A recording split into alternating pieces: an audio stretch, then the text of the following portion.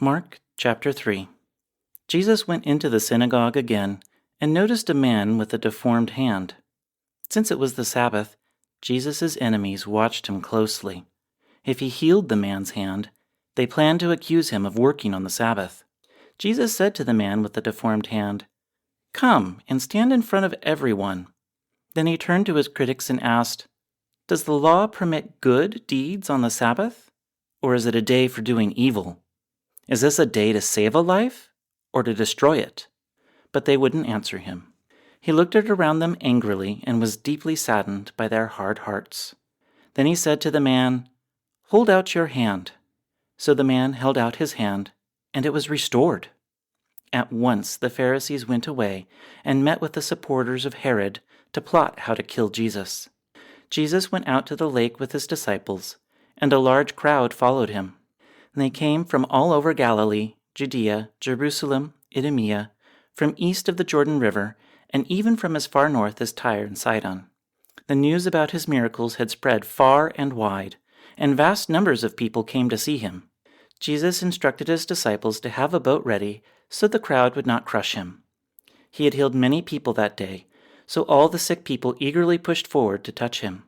And whenever those possessed by evil spirits caught sight of him, the spirits would throw them to the ground in front of him, shrieking, "You are the Son of God!" But Jesus sternly commanded the spirits not to reveal who he was.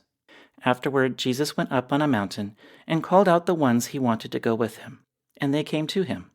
Then he appointed 12 of them and called them his apostles. They were to accompany him, and he would send them out to preach, giving them authority to cast out demons. These are the 12 he chose: Simon, who he named Peter, James and John, the sons of Zebedee, but Jesus nicknamed them Sons of Thunder, Andrew, Philip, Bartholomew, Matthew, Thomas, James, son of Alphaeus, Thaddeus, Simon the Zealot, Judas Iscariot, who later betrayed him. One time Jesus entered a house, and the crowds began to gather again. Soon he and his disciples couldn't even find time to eat.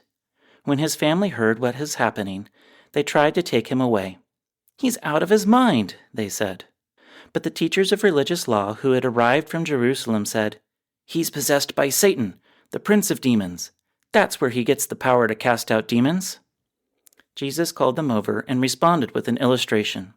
"How can Satan cast out Satan?" he asked. "A kingdom divided by civil war will collapse. Similarly, a family splintered by feuding will fall apart. And if Satan is divided and fights against himself, how can he stand? He would never survive. Let me illustrate this further. Who is powerful enough to enter the house of a strong man and plunder his goods? Only someone even stronger. Someone who could tie him up and then plunder his house. I tell you the truth. All sin and blasphemy can be forgiven. But anyone who blasphemes the Holy Spirit will never be forgiven. This is a sin with eternal consequences." He told them this because they were saying, "He's possessed by an evil spirit." Then Jesus' mother and brothers came to see him. They stood outside and sent word for him to come out and talk with them.